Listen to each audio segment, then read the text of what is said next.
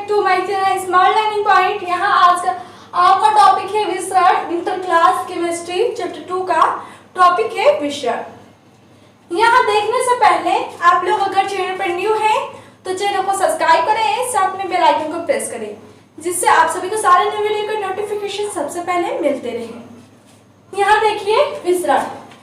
इससे पहले हमने आपको प्राचीन दाब के बारे में बताया था। हमने उसमें बताया था कि प्राचीन दाब में आपके अर्धपारगम झिल्ली का होना आवश्यक होता है बहुत ही, बट इसमें क्या होता है विषयों में, इसमें अर्धपारगम झिल्ली नहीं पाई जाती है। अब चले इसका डिफिनेशन यहाँ से स्टार्ट करते हैं।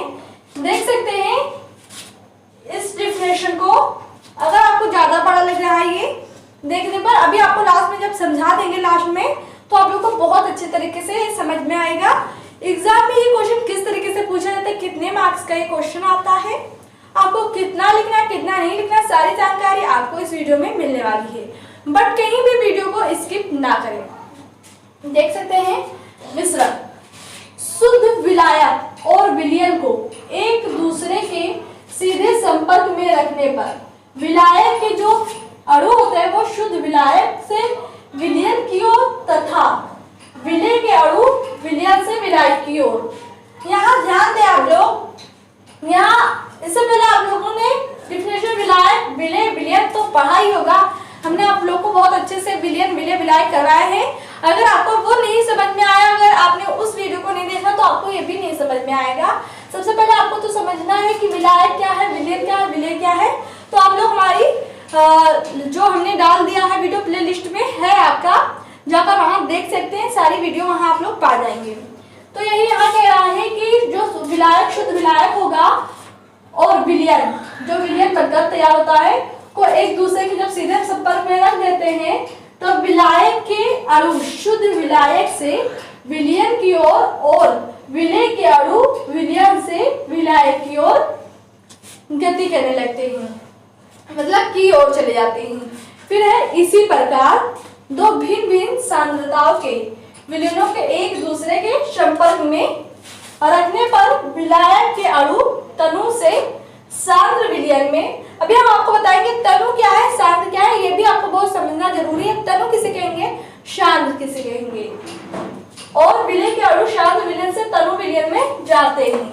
अब यहाँ से देखिए, अगर डिफिनेशन की बात कही जाए, अगर आपको डिफिनेशन लिखना है तो आप डिफिनेशन कितना लिखेंगे विलायक और विलय के अणुओं की एक दूसरे के विपरीत दिशाओं में यह गति क्या कहलाएगी, विसरण कहलाएगी। यहाँ देख सकते हैं ये आपका विलयन है, इसमें क्या उपस्थित है, विलायक और विलय उपस्थित है।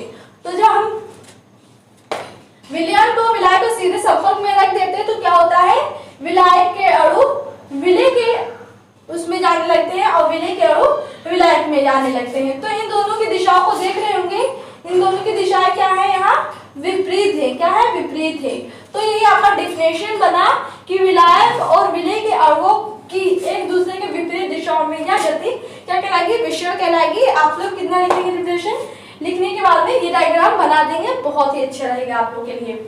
अब देखिए यहाँ कह रहा था कि आप लोग का ये तो आपको समझाया गया कि जो शुद्ध विलायक और विलयन को एक दूसरे के जब हम सीधे संपर्क में रख देते हैं तो विलायक के जो अणु होते हैं वो विलायक से निकलकर विलयन की ओर तथा विलय के अणु जो होते हैं विलयन से इस विलयन से निकलकर विलायक की ओर जाने लगते हैं। विलयन में क्या क्या उपस्थित होता है, विलायक उपस्थित होता है और विलय उपस्थित होता है।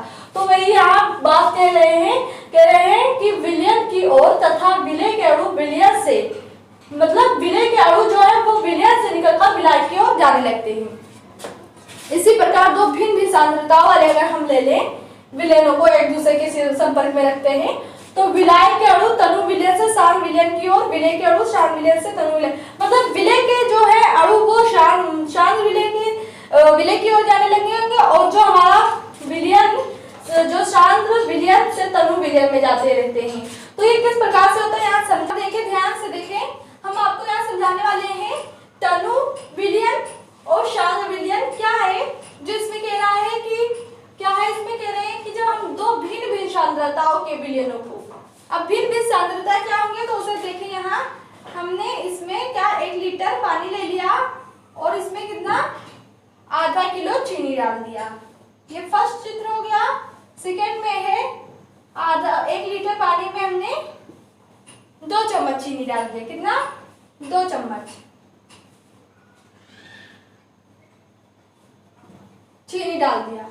आप देखिए ये ज्यादा मीठा होगा, क्या होगा? ये ज्यादा मीठा होगा आपका,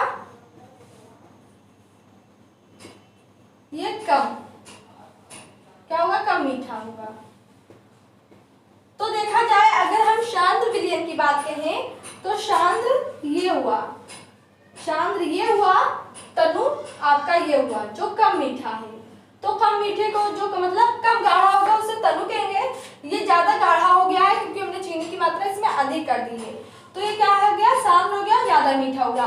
तो वही बात यहाँ कह रहे थे, इसी प्रकार दो भिन्न भिन्न सांद्रताओं, तो इनकी जो सांद्रता देखी जाए वो भिन्न है।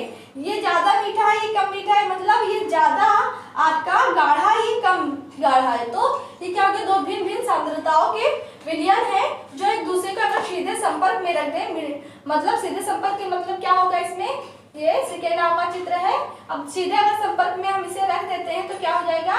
एक बाउल में हम इसको इसे मिला देंगे और इसे मिला देंगे, मतलब दोनों को 1+2 दोनों चित्रों को अगर हम मतलब दोनों विलयनों को मिला दें तो क्या कह रहे हैं? खूब एक दूसरे के संपर्क में रखने पर विलायक के अणु, जो विलायक के अणु है तनु विलयन से क्या निकलेंगे? तनु विलयन से शांत विलयन में, ये तनु से शांत विलयन की ओर आएगा और ये जो आपका शांत रहे ये शांत विलयन से तनु की ओर जाएगा।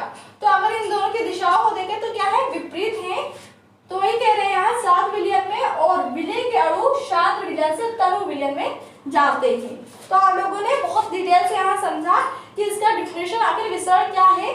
जब विलायक के अणु निकल कर विलय की ओर तथा विलय के अणु विलायक की ओर सीधे जाने लगते हैं तो इन दोनों के विपरीत दिशाओं की गति को क्या कहेंगे? विसरण कहेंगे। तो ये आपका डिफिनेशन हो गया। यहाँ हमने चित्र द्वारा समझाया है कि शांत किसे कहेंगे और तनु किसे कहेंगे। तो तनु और शांत में आप लोग को अंतर समझ में आ गया होगा। अगर डिफिनेशन आपका विसरण को लिखना है तो यहाँ से आप लोग यहाँ तक लिख सकते हैं कि विलायक और विलय के अणुओं की एक दूसरे के विपरीत दिशा में यह गति क्या कहलाएगी? विसरण कहलाएगी।